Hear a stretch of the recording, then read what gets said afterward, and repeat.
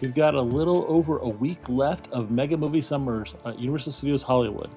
If you haven't come to this event yet, I highly recommend you do.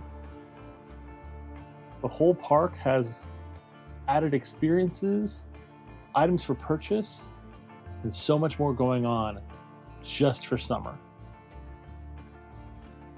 The Hollywood and Dine has been rebranded the Drift and Dine and has been redolled up to match the style Fast and the Furious.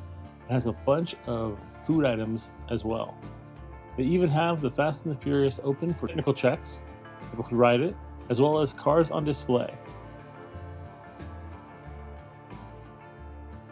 This ride looks amazing with spins, twists, and turns. You can hear people screaming from cities over. And the ride takes you all around lower and upper lot. The 101 Exchange is open up, and they've got all you could want with regards to Fast and the Furious merch, as well as even more.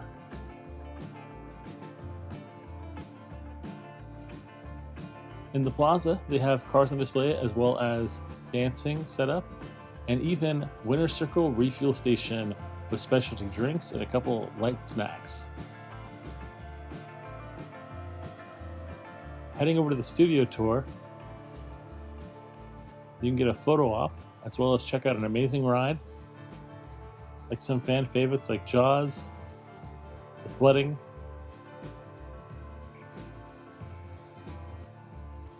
and even a themed Hollywood sign dedicated to the Fast and the Furious. If you're a big fan of the new Odyssey film, they even have one of the boats directly from the film on display for you to drive past on the tour.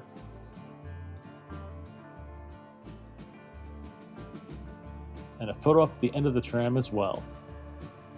Over in the Minion section of the park, they have new creatures and a great photo op for the new movie. There's so much going on and so little time left for summer, so make sure to stop by and check it out before it's gone.